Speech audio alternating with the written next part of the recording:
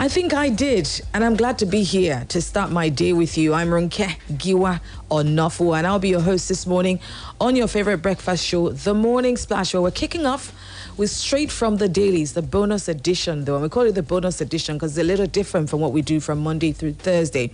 On Monday, you find Oluwaseun Akinola and myself from 6:30 a.m. Tuesday, you find Oluwaseun Akinola and myself back from 6:30 a.m. Wednesday, it will just be Oluwaseun Akinola running solo from 6:30. On Thursday, Charity Jerome will be taking you on the morning slash from 6:30. Now, on Friday, we do a little differently where we do it without the analysts, we do it without the telephone calls and all of it, and really just bring you stories from the newspapers, straight from the dailies, and of course, just allow you to digest that. Because at 8 o'clock, I'll be joined by the rest of the crew, and we'll be doing what we call the Breakfast Gang Show. We'll be talking about some of the stories that made headlines this week. So we hope you join us as well. And you can actually get ahead of us and share some of the stories you would consider to have been top stories from this week. So is there a story you consider to have been a big story this week? Go on to Twitter or go to the bottom of this video on Facebook and share which story or which topic, from the papers was a trending story this week. I'm looking forward to reading them. And then, of course, at 8 o'clock, we hope that you join us as we discuss some of these stories. All right, to the business of the morning, looking at the stories making headlines. And from the Vanguard newspaper, PDP crisis, IU survives, Wike blows hot. This is in the Vanguard newspaper, and just a brief, let me take a few paragraphs from this story where the national chairman of the People's Democratic Party, Senator Iyorchia Ayu, yesterday got a confidence vote after weeks of speculations about whether or not he would retain his seat. But the decision did not go down well with Governor Nyesom Wike of Rivers State, who insisted that Ayu must step down. The party's presidential candidate, Alhaji Atiku Abubakar, and Governor Wike have been at loggerheads over the agitation for Ayu's removal as the party's chairman. I hope you, that's a brief, some brief information about that headline, and I hope it helped a little. All right, also bringing you more headlines from the Vanguard newspaper. Nigerian man jailed for rape in Scotland. Also, in the papers this morning, Edo police snabs medical doctor over murder of cab driver. DHQ confirms killing of over 200 terrorists in Bama, Sambisa forest. And oftentimes we talk about how it's always so easy to hear of stories where the army is being defeated, overwhelmed, but we were slow to speak on when they're gaining territory or making a lot of successes. The military high command has confirmed that troops of Operation Hadinkai, in a joint land and air coordinated attack, killed no fewer than 200 terrorists as Gauchene in Bama local government area of Borno State.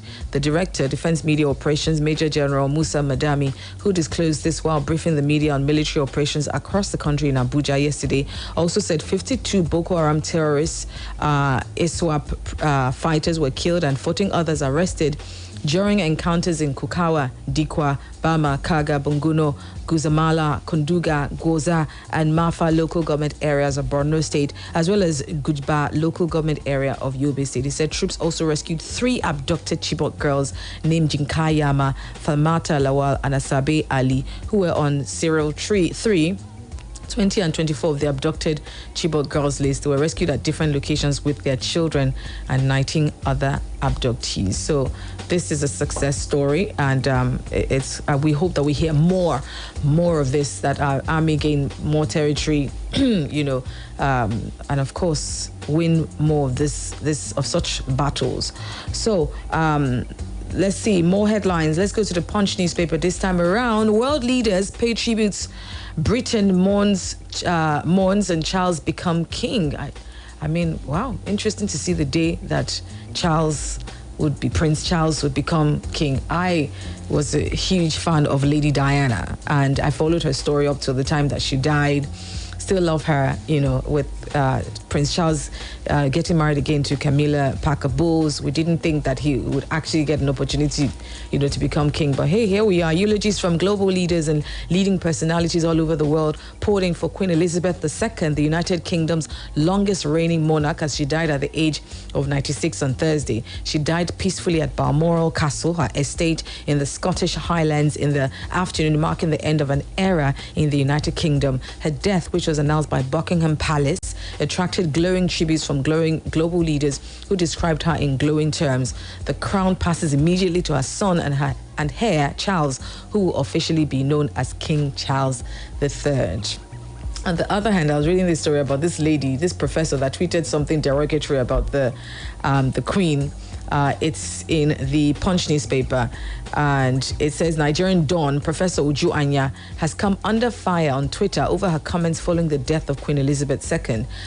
We all know that not everybody is a fan of Queen Elizabeth. I know that, yes, there's glowing tributes about her, but this lady obviously is one of those people. Hours before the Queen's death was announced, Professor Anya wrote on her Twitter page, she says, "I heard the chief monarch of a thieving, raping, genocidal empire is finally dying. May her pain be excruciating." The tweet has since been deleted for violating Twitter rules. Now, in another tweet, she referenced the remote role of the British Empire in supplying the Nigerian government with arms and ammunition during the nation's civil war, which spanned 1967 to 1970. And she says, if anyone expects me to express anything but disdain for the monarch who survived a government that sponsored the genocide that massacred and displaced half my people, and the consequences of which those alive today are still trying to overcome, you can keep wishing upon a star, she wrote, following the announcement of the Queen's death. Now, the tweet drew the attention of many, including Amazon founder Jeff Bezos, who quoted the post and wrote, "This is someone supposedly working to make the world better. I don't think so." Wow. Aides to President Buhari, Bashir Ahmed, also tweeted, don't know that Uju Anya until I saw grammatical errors here and there, but don't know that Uju Anya until I saw some of her tweets for the first time on my timeline this evening. Her tweets about late Queen Elizabeth II were so unfortunately unnecessary. Another tweet says, you can condemn slavery and colonization without being an Uju Anya. Her statement was terrible and you can't defend it. It is that simple. All right. Interesting. All right, let's go back to some more Nigerian news. Now, well, also the Guardian recording, IU survives as NEC passes confidence votes, Wike defiant. Let's see more. Military nabs arms supplier to Boko Haram, rescues 3 Chibok girls, knighting others. We love to see that. We want to see more of that. Nigeria's oil production slumps to all-time low at 972.39 barrels per dollar. Also in the papers, DSS raids Mahmoud's residence office in Kaduna. Also, IPOB alleges use of name insignia to attack Labour Party. And let's move back to the Punch newspaper. Take a few more from the Punch newspaper. How theft crushed Nigeria's oil production in August. You can read that up in the Punch newspaper. And also in the Punch, Anambra 5th in HIV transmission in Nigeria, according to an agency. And also see where it says here from the Punch as well, Nigeria's monkeypox death toll highest in Africa, according to WHO. Wow, interesting. All right, let's move back to the Vanguard. Take more headlines from the Vanguard newspaper. Be firm but be civil in your operations. Buhari's minister tells NSCDC. Be firm but civil in your operations. Also in the papers, bandits kidnap 2 persons conveying corpse to Abia. That's also in the Vanguard. More from the Vanguard. Atiku mourns Queen Elizabeth, says death shocking. And also find Tambuwal has not resigned, says DG, PDP Governors Forum. This is also from the Vanguard newspaper. Also find Jibrin resignation as PDP Board of Trustees Chairman a distraction. This is from Wike. And ex-minister tackles Tinubu over Oriental hotels.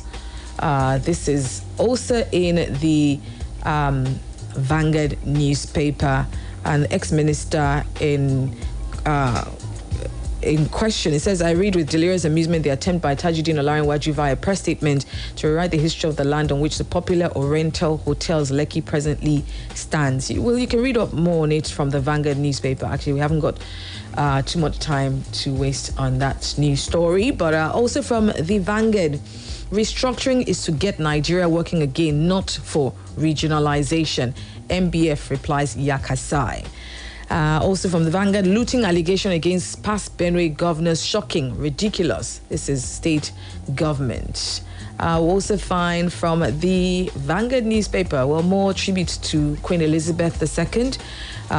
Still making headlines in Nigerian newspapers, but also making headlines. Her unwavering, lifelong dedication will be long remembered, says UN Secretary General. Also another tribute to Queen Elizabeth II.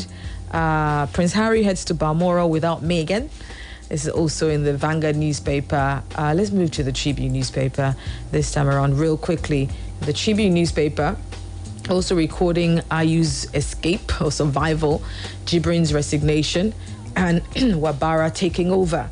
Let's see more, just to build more from the Tribune newspaper. 7 persons critically injured as a 4-story building collapses in Ibadan.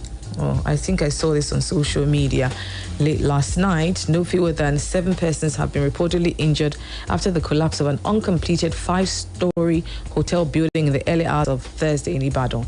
The affected building was adjacent to one of the new generation banks at Awoshika in Ibadan, North Local Government area of Oyo State. A rescue team, including people in the neighborhood and passerby, have been able to rescue 7 people who are currently receiving medical attention at UCH. All right, that's in the Tribune newspaper as well. 40% of teachers killed by Boko Haram terrorists in Northeast, according to this commission. And we'll round it off real quickly with a few more. Also, Uguayan reiterates commitment to government's partnership with UNICEF on fight against malnutrition through parsnip. That's also in the Tribune newspaper. Foundation promises to tackle water power problems in Obasanjo's homestead. Here, tanker explosion. Adebutu promises to construct 19.5 kilometer Giwa Onafuwa Akute Road if elected. Let's take one more from the Tribune as well. And Cross River youths insist on power shift, kick against old leaders. This is also from the Tribune newspaper. It is 13 minutes gone past 7 o'clock. And of course, we're still looking at some of the stories making headlines in Nigerian newspapers. But don't forget, at 8 o'clock, I'll be joined by Oluwaseun Akinola and Charity Jerome as we look at some of the trending stories from this week. So do go ahead of us to Twitter, share a story from this week that you heard from the news that you would consider to have been a top story or a big story. We'll be talking about them later at 8 o'clock. On the Breakfast Gang Show, so make sure to join us then. Sports Bank is coming up at 7:30.